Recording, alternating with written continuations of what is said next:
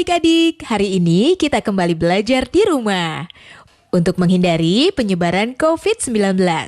Kali ini kita belajar sains bersama Kak Herman ya. Ayo sediakan alat tulis dan bersiaplah menjawab pertanyaan. Kerjakan pertanyaan ini sebagai PR dengan bimbingan guru atau orang tuamu ya. Sekarang mari kita simak pelajaran dari Kak Herman. Aku jalan ya. Ya, Ya, kau mati. liranku ya. Ya. Iya. Ikutan main dong. Lah, caturnya kok nggak berantakan sih? Ya dong, ini kan papan catur ajaib, namanya Magneto. Kan nyari kalau ada orang lagi main jangan iseng. Aku bingung deh. Di rumah, ibuku menempelkan kertas di kulkas, tapi tidak memakai lem. Ibuku menjawab memakai magnet. Dan sekarang papan catur ini aku angkat, tidak jatuh juga. Dia bilang pakai magnet juga. Magnet itu apa sih? Kamu kalau mau nanya magnet sama aku, tapi kalau mau dijawab sama Fadil dan Dea. Kirain yang mau jawab kamu. Arik, magnet memiliki dua kutub, yaitu kutub utara dan kutub selatan. Jika kutub tidak senama didekatkan, maka akan terjadi gaya saling tarik-menarik. Contohnya, pada catur ini. Tetapi jika kutub senama didekatkan, maka akan terjadi gaya tolak-menolak. Bagaimana, Arik? Apakah kamu sudah mengerti tentang magnet? Oh, aku sudah mengerti sekarang tentang magnet.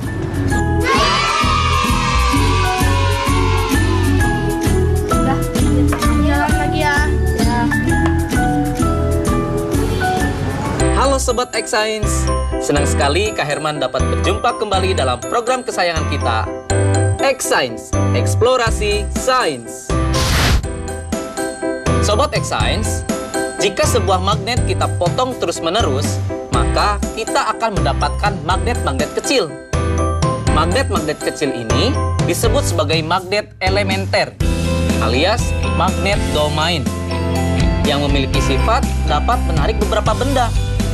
Tapi ada juga loh benda-benda yang tidak dapat ditarik oleh magnet. Nah, sekarang mari kita perhatikan perbedaan berikut ini. Magnet bisa menarik paku dan klip kertas. Namun, magnet tidak dapat menarik sendok plastik dan ranting.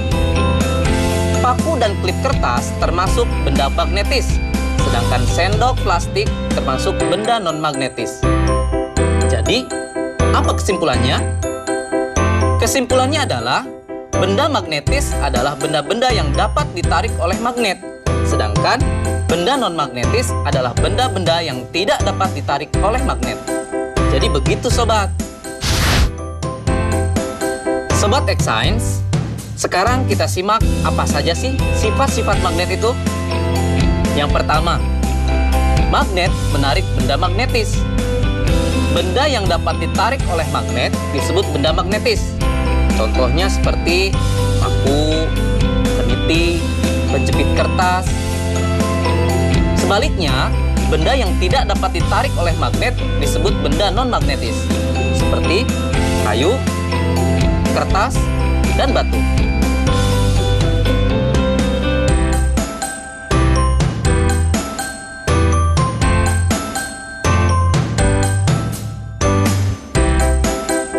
Sifat yang kedua adalah magnet mempunyai dua kutub.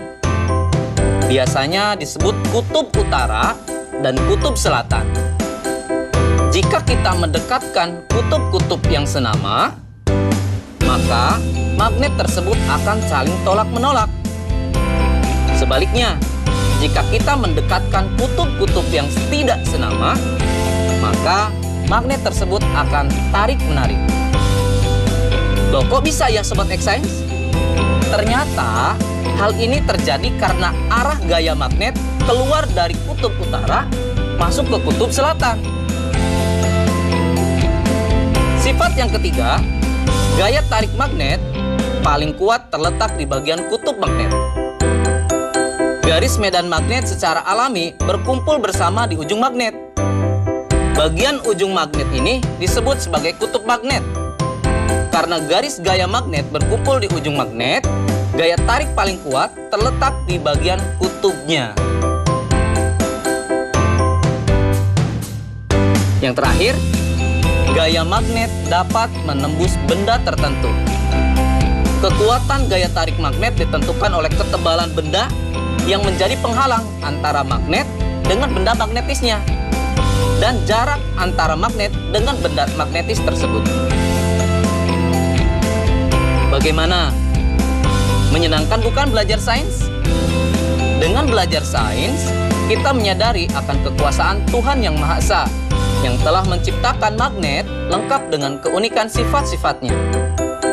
Sehingga kita dapat menggunakannya untuk kehidupan dan dapat menambah rasa syukur kita.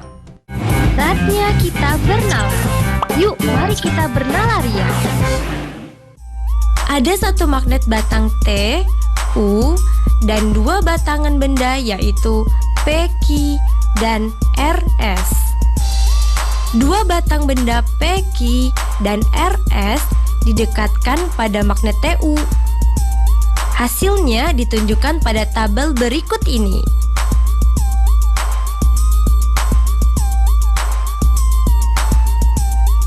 Apa yang dapat kamu simpulkan mengenai dua batang benda P, Q, dan RS tersebut? Coba jelaskan.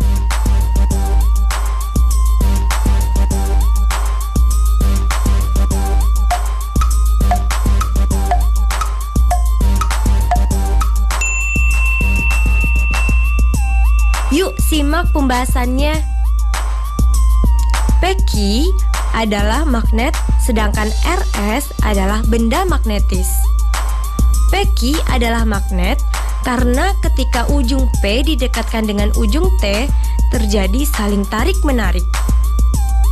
Sementara ketika ujung P didekatkan dengan ujung U, terjadi saling tolak-menolak. Begitupun ketika ujung Q didekatkan dengan ujung T, terjadi saling tolak-menolak.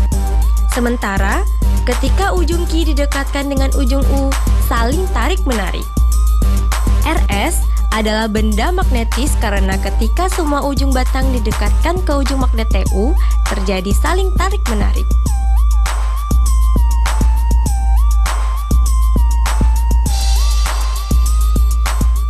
Nah adik-adik, sekarang waktunya menjawab pertanyaan. Siap-siap mencatat ya. Pertanyaannya adalah, benda-benda apa saja di rumahmu yang bisa ditarik magnet? Dan benda-benda apa yang tidak bisa ditarik magnet? Dicatat ya. Benda-benda apa saja di rumahmu yang bisa ditarik magnet? Dan benda-benda apa yang tidak bisa ditarik magnet? Nanti jawablah pertanyaan ini sebagai tugas di rumah ya. Kerjakan pertanyaan dengan bimbingan guru atau orang tuamu.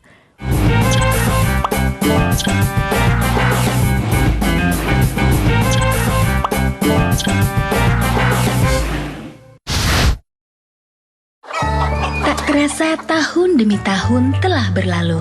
Beban yang berat kini sudah berkurang dan sangat aku syukuri. Bu, Randy besok harus beli buku dan alat tulis yang baru. Iya, tapi sekarang pakai tas yang ini dulu. Bu, sekarang Randy udah bisa beli buku dan tas, Bu. Dengan ini. Tidak ada hal yang paling membanggakan selain melihat anak memiliki semangat tinggi untuk terus bersekolah. Buku adalah sumber pengetahuan.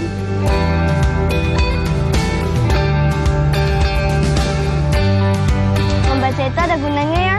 Iya. Sudah pintar kamu tanam sayurnya ya? Ya Bu, ini semua karena membaca.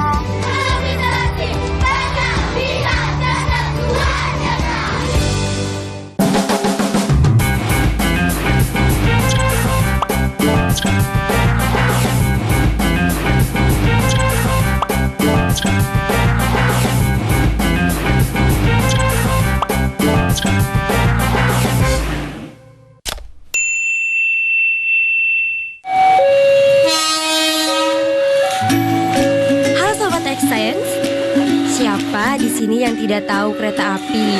Pasti udah pada tahu kan? Kereta api masih memanfaatkan roda dengan rel sebagai lintasannya, sehingga ketika kereta api melintas pasti akan menimbulkan kebisingan. Tapi apa jadinya ya jika laju pergerakan kereta api ini dipadukan dengan aplikasi dari sifat-sifat magnet?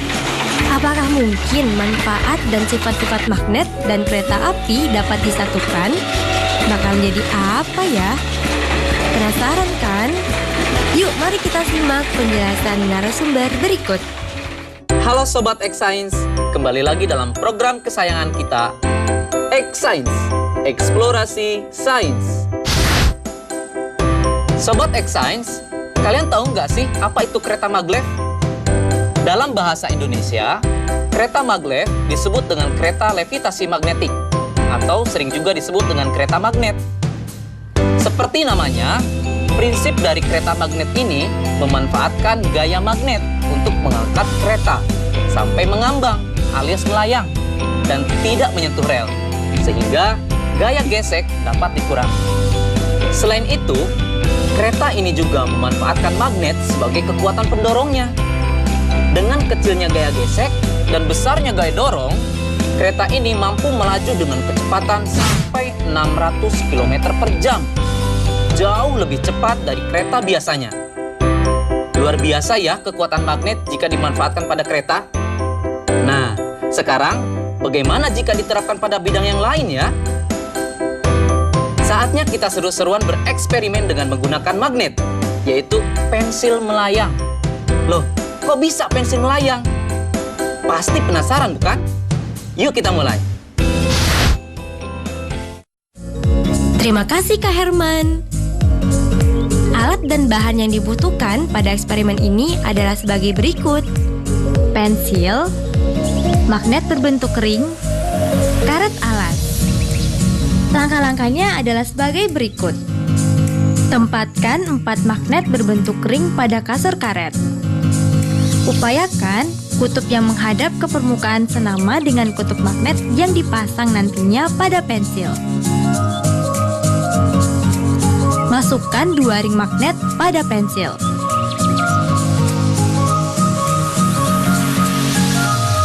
Tempelkan pensil pada sandaran kasur karet. Seketika pensil melayang. Nah, kok bisa sih? Sekarang, mari kita amati yang terjadi. Wah, pensilnya melayang. Seru sekali ya, sobat.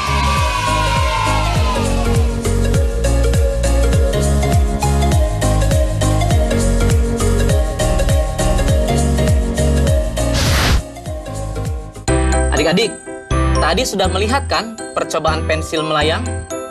Sudah tahu jawabannya kenapa pensil bisa melayang? Pensil dapat terangkat ke atas dan melayang karena pengaruh dari gaya tolak-menolak kutub magnet yang senama antara magnet yang ada di pensil dan magnet yang ada di styrofoam.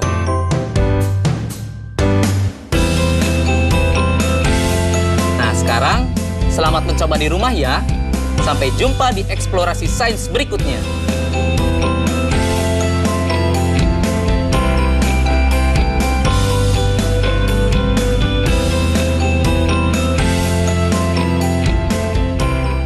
Nah adik-adik, menarik ya penjelasan Kak Herman.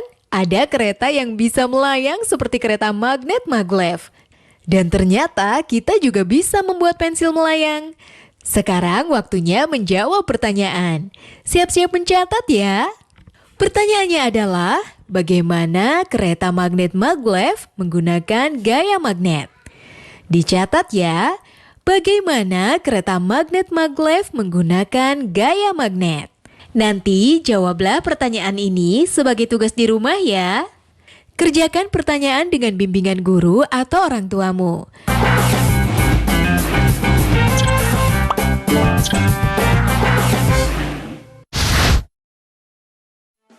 Cuci tangan itu penting untuk mencegah datangnya penyakit.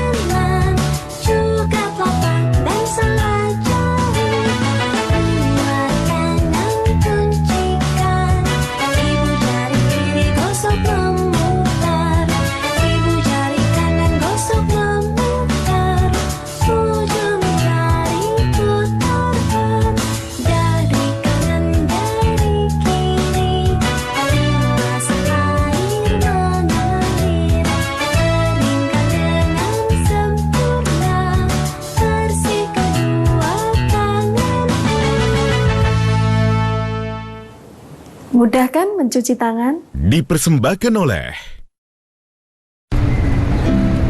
Corona, Corona, jangan ganggu aku. Ayo, ayo cuci tangan, usai bermain di luar. Ayo makan makanan sehat, serta buah-buahan. Ayo jaga kebersihan, cuci perkakasmu. Jangan lupa berolahraga agar badan tetap bugar. Berikan salammu dari jauh untuk teman tersayang. Berikan doa terbaik untukmu, teman-teman di rumah.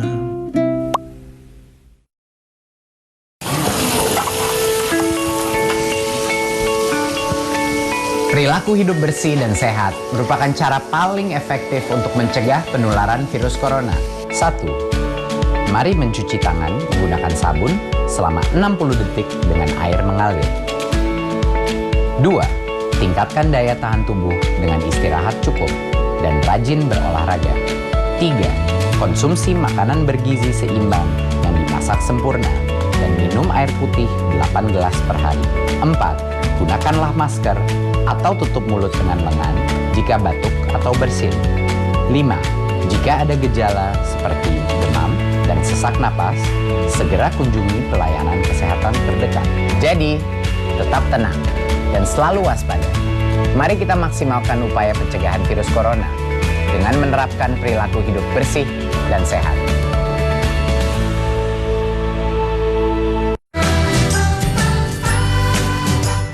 Kementerian Pendidikan dan Kebudayaan terus mendukung pembelajaran jarak jauh dan memajukan budaya Indonesia di masa pandemi corona. Saksikan program Belajar dari Rumah setiap Senin sampai Minggu untuk semua jenjang pendidikan, guru, dan orang tua hanya di TVRI. Marilah kita bersama-sama belajar dari rumah.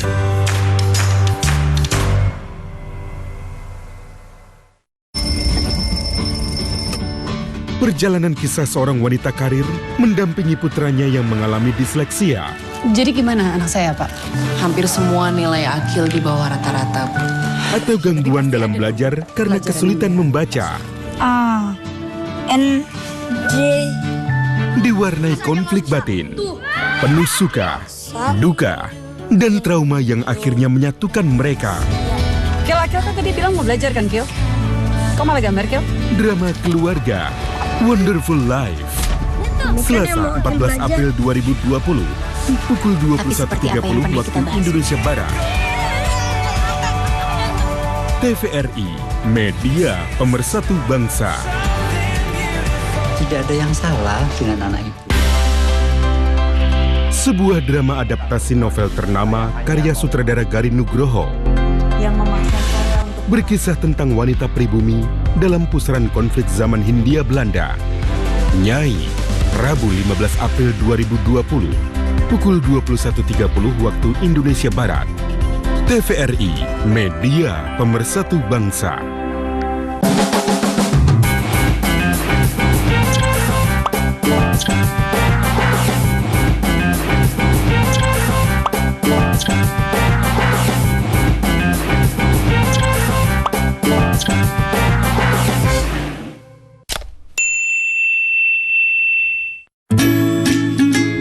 Bagaimana, bisa gak?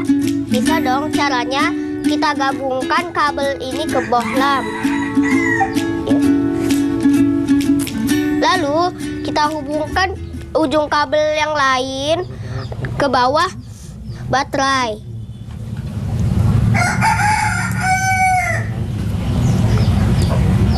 Jadi deh. Wah, keren ya. Kalian lagi apa sih? Oh, bikin lampunya menyala. Sini aku juga bisa.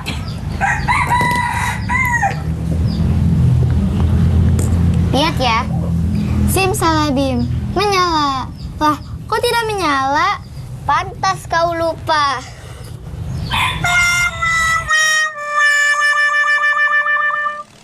Halo Sobat X Science, kembali lagi bersama Kak Herman dalam program kesayangan kita, X Science, Eksplorasi Sains. Sobat X Science, tahu tidak kenapa bohlam bisa menyala ketika dihubungkan dengan baterai menggunakan kabel? Itu karena ada arus listrik yang mengalir. Nah, arus listrik itu mengalir dari kutub positif ke kutub negatif, atau dari tegangan yang lebih tinggi ke tegangan yang lebih rendah. Bagaimana ya dengan larutan? Bisa tidak menghantarkan listrik? Baik adik-adik, kita buktikan yuk dengan eksperimen. Sobat X Science, eksperimen kita kali ini adalah percobaan larutan elektrolit dan non-elektrolit. Alat dan bahan yang dibutuhkan dalam eksperimen ini yaitu toolkit listrik yang berisi gauge-meter, aquades, air garam, dan air asam jawa. Setelah semua alat dan bahan tersedia, maka langkah selanjutnya, masukkan ujung kabel ke larutan aquades, lalu amati jarum pada meteran alat atau disebut gauge. Tidak bergerak. Setelah itu, ulangi proses kegiatan dengan menggunakan larutan air garam dan larutan asam jawa. Perhatikan pergerakan jarum pada gauge-meter.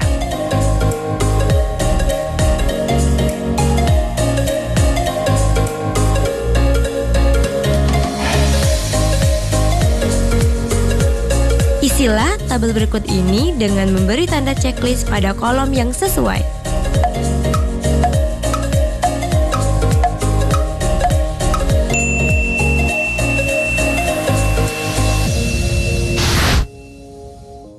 Sobat X Science, sekarang kita simak ya penjelasan hasil eksperimennya. Ternyata ada dua macam larutan berdasarkan kemampuannya dalam menghantarkan arus listrik. Larutan yang tidak menghantarkan arus listrik disebut larutan non-elektrolit. Sementara larutan yang bisa menghantarkan arus listrik disebut larutan elektrolit. Kok bisa demikian ya adik-adik? Begini, kakak jelasin ya. Larutan non-elektrolit tidak dapat menghantarkan arus listrik karena di dalamnya tidak ada ion. Contohnya air aquades atau air murni. Makanya tadi dalam percobaan jarum pada gauge meter tidak bergerak. Sekarang bagaimana sih larutan yang dapat menghantarkan arus listrik? Larutan elektrolit terbentuk dari terlarutnya senyawa elektrolit dalam peralut air, di mana senyawa itu terurai sempurna membentuk ion positif atau disebut kation dan ion negatif atau disebut anion. Pada saat arus listrik melewati larutan elektrolit, ion-ion dalam larutan menghantarkan arus listrik, seperti layaknya dalam kabel. Nah, Sobat X Science, sekarang kita lihat larutan garam dan larutan aquades. Jarum pada gauge meter bergerak pada larutan air garam. Ini menunjukkan kalau air garam dapat menghantarkan arus listrik. Kenapa bisa demikian? Garam atau NaCl ketika larut dalam air, garam tersebut akan terurai menjadi ion-ion, yaitu ion Na+ dan ion Cl-, yang kemudian mereka terurai, berpencar saat di dalam air. Begitu penjelasannya adik-adik. Menyenangkan bukan belajar sains? Nah adik-adik, dari tayangan tadi kita belajar kalau air garam dan air asam jawa bisa mengantarkan arus listrik. Sekarang waktunya menjawab pertanyaan. Siap-siap mencatat ya. Pertanyaannya adalah, kenapa air garam bisa mengantarkan arus listrik? Dicatat ya, kenapa air garam bisa mengantarkan arus listrik? Nanti jawablah pertanyaan ini sebagai tugas di rumah ya. Kerjakan pertanyaan dengan bimbingan guru atau orang tuamu. Sekarang adik-adik belajar di rumah aja bersama Kak Herman hanya di TVRI. Adik-adik ingat selalu untuk mencuci tangan dan menjaga kesehatan untuk mencegah penyebaran COVID-19. Sampai jumpa lagi.